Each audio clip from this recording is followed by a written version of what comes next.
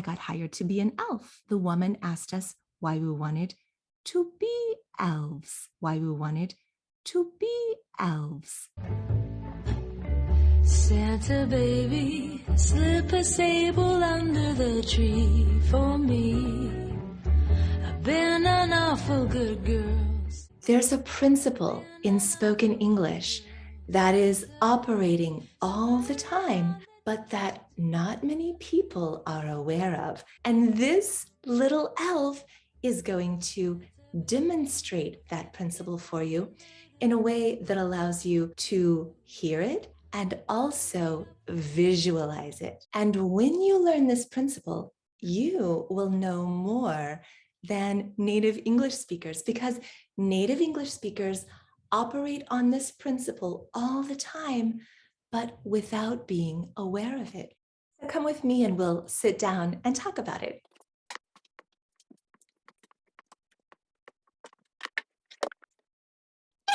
So to understand today's concept, you need to know that native English speakers are continually asking ourselves, this thing I'm about to say, is it old information or new information? So yes, it's kind of amazing, but this is the truth. Native English speakers are continually scanning what we are about to say to determine whether something is being presented for the first time, in which case we will put it up high, like on a platform like this. Or if something has already been mentioned, in which case it's not new information anymore. It doesn't deserve that place of prominence on the platform. And instead, it has to go down low and something else will pop up to take that place of prominence. And here is an example for you. Okay, so imagine this. There's a man, he moves to New York City with dreams of becoming famous. It's not going so well for him. And one Christmas, he decides to take the job of an elf in Macys department store, in Macys Santaland. And so he might say, I got hired to be an elf. And do you hear how elf is going up into the place of prominence in that sentence? I got hired to be an elf. And that's normal because it's the last content word in that thought group. And so it's normal for it to get the stress, to get the accent in that sentence. It could be called the focus word of that sentence. So I got hired to be an elf. So elf is going up into that place of prominence. But that's only possible if elf is being mentioned for the first time. It's only when I am mentioning something as new information, new to my listener, that I'm presenting for the first time, that I will put it into that position of prominence. Once it has been mentioned, it can't go there anymore. And so he might say, I got hired to be an elf. And a few days later, we had the second interview, and the woman asked us why we wanted to be elves, why we wanted to be elves, why we wanted to be elves. And now elf has to jump down. It has to jump off its pedestal. It was getting the position of prominence, but it's not new information anymore. It has to go down to this place of de-accenting, and something else will pop up to take that top position, because there always has to be one thing in that top position. You might remember that I told you once that in every chunk of speech, there's one word that gets special emphasis. This could be called the focus word. So elf can no longer be the focus word because it's old information now. So it has to jump down, but something else has to pop up to become the new focus word. So in this case, I got hired to be an elf. And at the second interview, the lady asked us why we wanted to be elves, why we wanted to be elves. Okay, so this is something that's happening all the time in spoken English. And it's different than most other languages. Most other languages do not de-accent old information, but English does. And so when you start to become aware of this, you will be able to pick up on more of what's happening in the English that's spoken around you. And you'll also be able to use de-accenting yourself to communicate more effectively in English. Now, the example that I just gave you is actually, it's a true story. It's from a story by a hilarious writer named David Sedaris, who wrote a piece called the Santaland Diaries, and it's part of a radio piece that you might really enjoy. I have taken the text and audio and I've put them into a document that you can download. You can read along and listen to the audio. And I have marked occasions of de-accenting of old information. And so you'll see every time the old information is de-accented, I put it into a pale red color. And the new information that pops up to take over that place of prominence, I put that into a pale green. Let me read and then play just a few of these for you so that you can see what I'm talking about. During the second interview, we were asked why we wanted to be elves. Elves had to drop down off its pedestal because it's old information now, and B popped up to take its place. Did you hear that? Let's listen. During the second interview, we were asked why we wanted to be elves, which, when you think about it, is a fairly tough question. During the second interview, we were asked why we wanted to be elves, why we wanted to be elves, which, when you think about it, is a pretty tough question, yes? So did you hear that de-accenting? He didn't say we were asked why we wanted to be elves. No, we were asked why we wanted to be the thing that we are already talking about, why we wanted to be elves. This low tone that you hear me using and that you heard him using, that's the tone we use for old or shared or contextual information.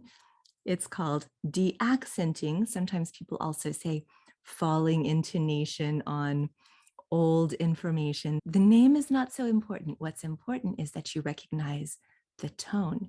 So not she asked us why we wanted to be elves. No, she asked us why we wanted to be elves, why we wanted to be the thing that we're already talking about, the thing that I already mentioned, why we wanted to be elves. You want to hear it one more time? During the second interview, we were asked why we wanted to be elves, with why we wanted to be elves. All right, let's move on to another example from this story. So in the Macys department store, the parents bring their kids to see Santa, but it's so big. There are so many people who want to go to this Macys department store in New York that there are multiple Santas, and every Santa has a different name. So this is, and I'm not going to say Santa anymore, I'm going to say Santa Howard. So Santa Howard sits the kids on his lap, that's his legs, sits the kids on his lap, asks if they've been good and what they want for Christmas. And then he asks what they plan to leave him on Christmas Eve. And they say, cookies and milk. And he asks, what kind of cookies? So he doesn't say what kind of cookies. No, because cookies has just been mentioned. Oh, you're going to bring me cookies? What kind of cookies? What kind of the thing we just mentioned? You want to hear it? And then he asked what they plan to leave him on Christmas Eve. And they say cookies and milk. And he asked what kind of cookies? What kind of cookies? Okay, and now here's the next part. And they say chocolate chip or whatever. And he demands the photo elf to say, chocolate chip?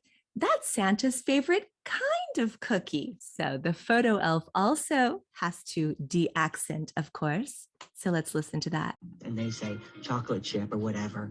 And he demands the photo elf to say, chocolate chip? That's Santa's favorite kind of cookie.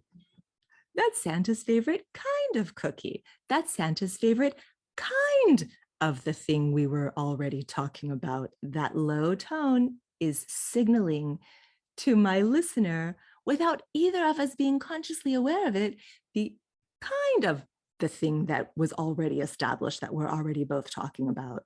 Yes, amazing, right? Let's look at another example. Okay, there was one mother who wanted this man to warn her son that if he didn't start behaving, that means being good, if he didn't start behaving immediately, Santa wasn't going to bring him any toys for Christmas. But this elf who's telling the story takes it even further. He told the boy that if he didn't behave himself, Santa was going to take away his TV and all his electrical appliances and leave him in the dark. All your appliances, Riley, including the refrigerator. Your food is going to spoil and smell bad. It's going to be so cold and dark where you are. You are going to wish you never even heard the name Santa. Now, did you hear me do the deaccenting? I didn't show you with my hands, but you sort of saw my movement, right? You're going to wish you never even heard the name Santa. You're going to wish you never even heard the name Santa because we are already talking about Santa, so I have to put it down low.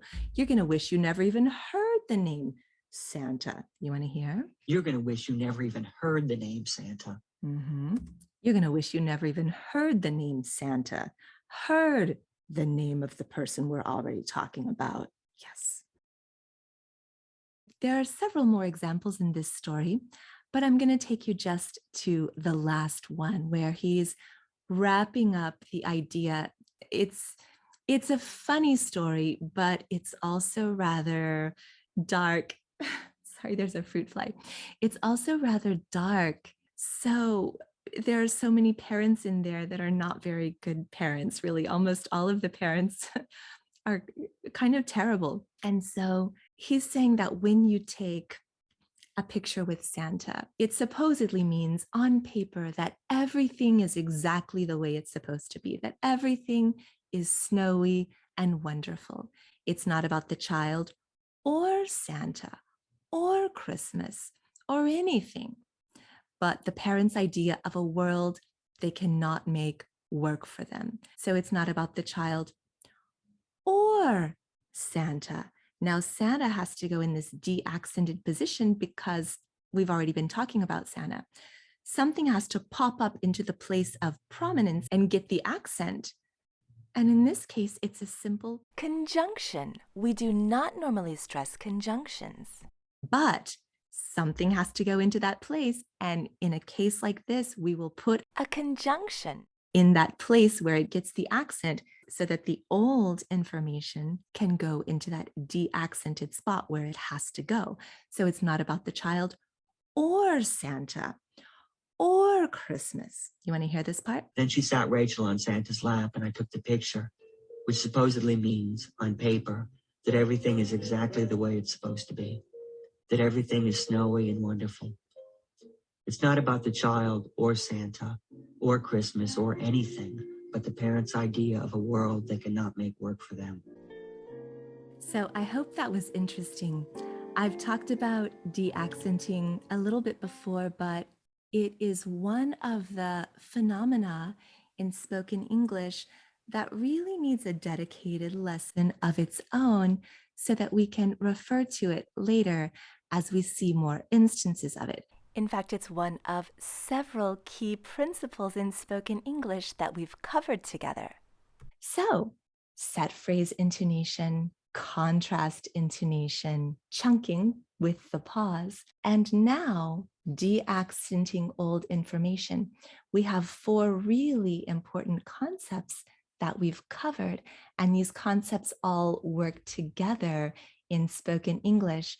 So it will be great going forward to be able to analyze real language and see how all of these principles operate in real spoken English. So I look forward to doing some of that with you. Now listen, if you want to, you can download the audio and transcript of Santaland Diaries. It's intended for general audiences. It's not created for English learners, it's for general audiences. So there will be some words and phrases you're not familiar with. There will probably be some cultural references that you're not familiar with. But if you can tolerate not understanding every single thing, you might really enjoy the story. And of course, if there's something that you don't understand, you can always ask me. I invite you to come back here and ask me your questions. I will be happy to answer them. I have marked cases of deaccenting. So whenever my ears picked up on that pattern of deaccenting old information and then popping something up into that place of prominence, I marked it. So if you want to grab that, check out the description and it will be there for you. It's a great story. Well, it depends on your taste, but a lot of people really love this story and you might be one of them. Thanks for hanging out with me. I hope this was revealing. Let's thank our little friend for making visual for us something that's operating all the time in spoken English at the subconscious level for native speakers, but I hear it all the time, and you can start hearing it and being aware of it all the time too. And that will help you get more of the information that's being communicated in the English that's spoken around you. And you will also, with time, be able to use those patterns yourself to communicate more effectively in English. Take care, and I'll see you soon to continue this conversation. Santa baby, slip a sable under the tree for me. I've been an awful good girl, Santa baby, so hurry down the chimney tonight.